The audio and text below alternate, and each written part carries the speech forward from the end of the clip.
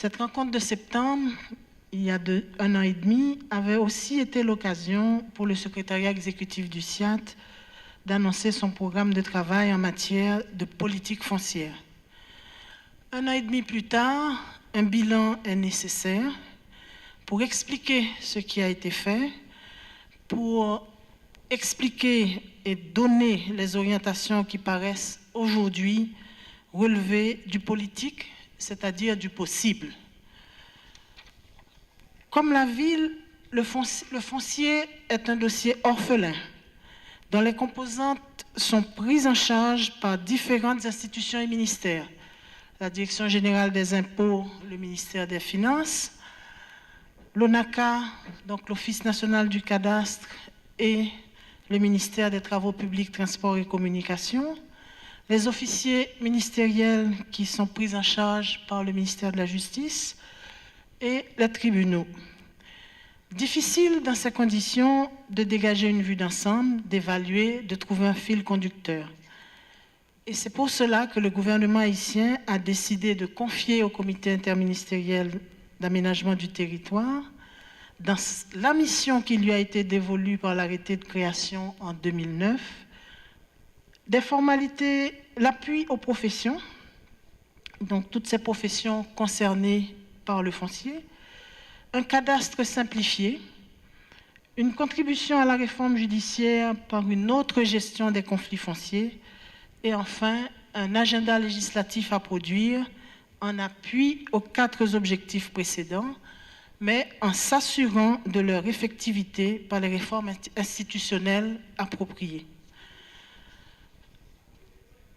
Nous avons aujourd'hui 2 partenaires internationaux essentiellement qui ont compris un certain nombre de choses en ce qui concerne le foncier en Haïti. C'est un processus qui met en jeu les ressorts les plus profonds de la société. On ne touche pas à un dossier anodin, c'est un dossier d'importance majeure pour la société haïtienne. Le travail que nous sommes en train de faire suit un processus itératif, complexe, et qui se définit chemin faisant au contact avec les réalités de terrain. Et c'est un processus qui s'inscrit sur le long terme. Les systèmes fonciers, les structures foncières se construisent avec le temps. On ne peut pas les changer sans y mettre le temps. Les réponses trop rapides n'ont pas la vie très longue. Les enjeux environnementaux, sociaux et économiques en ce qui concerne le foncier sont majeurs. Nous allons avoir le temps de vous présenter tout cela, de vous expliquer en détail ce que nous sommes en train de faire tout au long de cette journée et ce que nous attendons de ce public qui est là et qui en grande partie maîtrise c'est une partie du dossier foncier, c'est des réactions, des critiques, des propositions pour que nous puissions être un peu plus efficaces dans ce que nous sommes en train de faire aujourd'hui. Cet atelier de travail est une occasion exceptionnelle offerte aux acteurs institutionnels et sociaux, leur permettant de prendre connaissance des nouvelles orientations de la politique foncière nationale, laquelle, d'ailleurs, devait être en parfaite corrélation avec les grandes priorités du gouvernement Martelly Lamotte. De 1984 à nos jours, l'Office national du cadastre ONACA travaille en tant que la principale institution étatique devant contribuer à la rationalisation de l'identification des biens sur le territoire comme l'un des piliers de la sécurité foncière. Avec les faibles ressources dont il dispose, l'ONACA a toujours fait de son mieux pour accomplir sa mission. Cependant, le modèle de cadastre utilisé par l'institution durant les années précédentes est en déphasage avec la réalité haïtienne, ce qui justifie la nécessité de porter de profonds changements dans le cadre légal et institutionnel de l'ONACA de manière à harmoniser son mode de fonctionnement aux nouvelles exigences. L'ONACA se sentirait heureux de pouvoir compter sur toutes les autorités concernées pour son renforcement institutionnel afin qu'il puisse prendre en charge la réalisation du cadastre national sur la méthodologie qui sera présentée au cours du déroulement de cet atelier. La lourdeur des procédures administratives et juridiques relatives à la gestion foncière dans le pays rend encore plus alarmant le constat dressé autour de l'insécurité foncière, à savoir la faiblesse des institutions impliquées dans la gestion du foncier, des accommodements fonciers non pris en compte par le droit positif, l'inexistence d'outils efficaces de financement pour l'immobilier, la dissociation des droits de propriété du sol et du bâti, les conflits générés par l'indivision et la falsification des titres de propriété, et enfin la mauvaise gestion des archives foncières et autres. L'ensemble de ces défaillances alimente les problèmes sociaux et rendent les investisseurs tant nationaux qu'internationaux encore plus indécis. Entre changer ou continuons à patauger dans les anciennes pratiques institutionnelles et sociales et les anciennes modes de gestion du foncier, le choix doit être clair. Cependant, toute nouvelle disposition, quelle qu'elle soit, implique la concertation et la complémentarité de tous les acteurs œuvrant dans le domaine du foncier, dans la seule finalité de contribuer tous ensemble au développement économique et social du pays.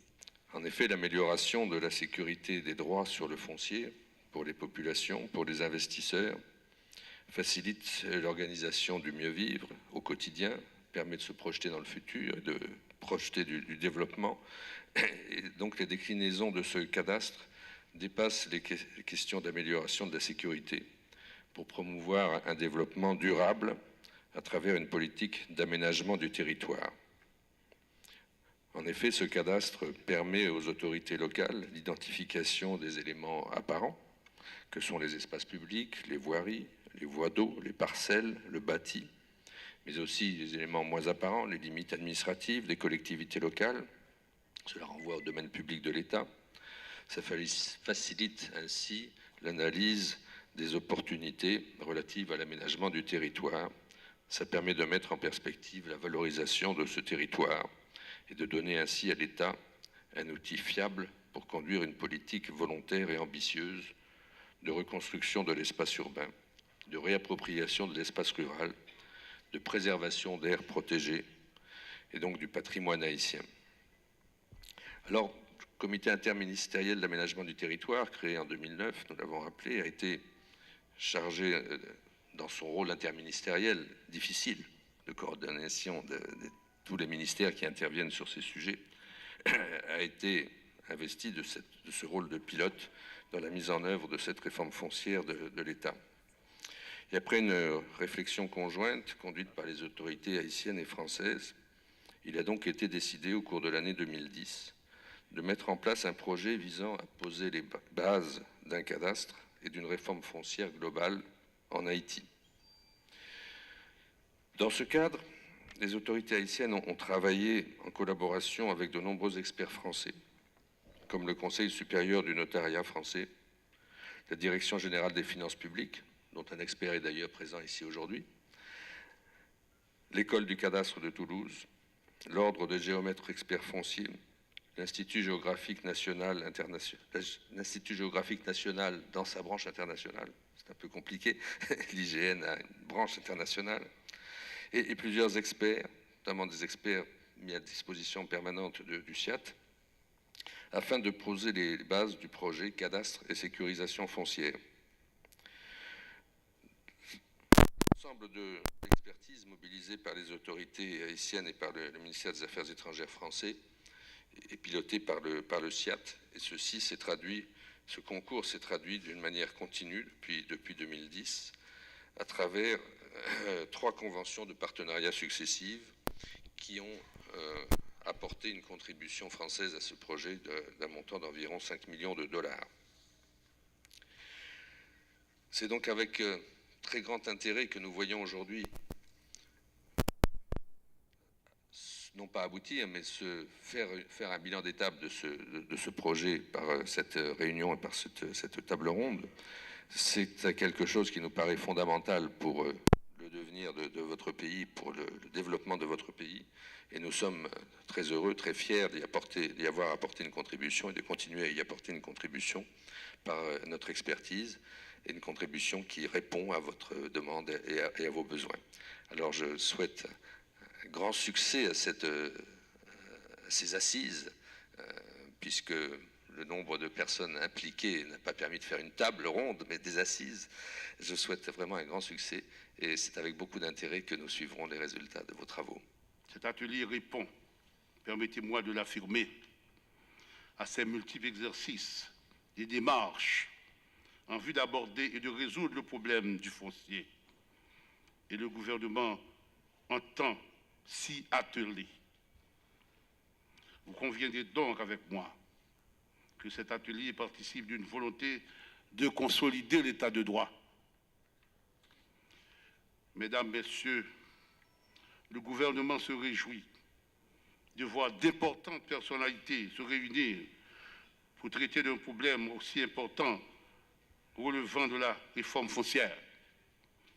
En effet, votre présence à cet atelier témoigne de l'intérêt que vous accordez à cette réforme. En effet, plus de 200 ans après notre indépendance, des difficultés de toutes sortes n'ont pas cessé de joncher l'histoire de la question foncière.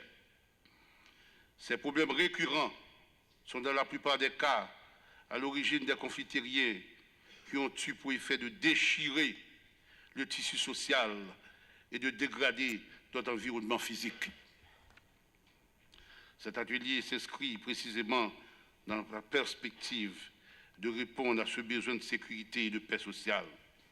Et il est temps d'intervenir pour freiner la dégradation écologique, protéger et restaurer l'environnement et la biodiversité, organiser le territoire national pour optimiser l'utilisation des ressources naturelles, favoriser le cadre de vie de la population et réduire les risques de catastrophes naturelles. Le gouvernement de la République, conscient de sa mission, entend continuer à renforcer la capacité des instances compétentes en vue d'y répondre. Par ailleurs, la réforme foncière ne se conçoit pas sans l'adoption de nouvelles lois sur l'appontage, le notariat et la conservation foncière, bref, sans l'adoption d'un code domanial. L'initiative du comité interministériel de l'aménagement du territoire satisfait un besoin urgent. Un besoin tout d'abord d'aménagement du territoire et de sécurité foncière, source de paix et de développement durable. Car aucun investissement, aucun projet de développement viable et durable ne peut se réaliser en dehors de l'environnement juridique de sécurité. Le gouvernement de la République tient à féliciter le SIAT d'avoir pensé à la tenue de tel atelier et tous ceux et celles qui ont concouru à sa réalisation. Il espère que les discussions qui auront lieu vont contribuer à enrichir celles déjà engagées au cours d'autres interventions en vue de renforcer notre compréhension de la question pour l'adoption d'une meilleure orientation et de méthodes plus appropriées.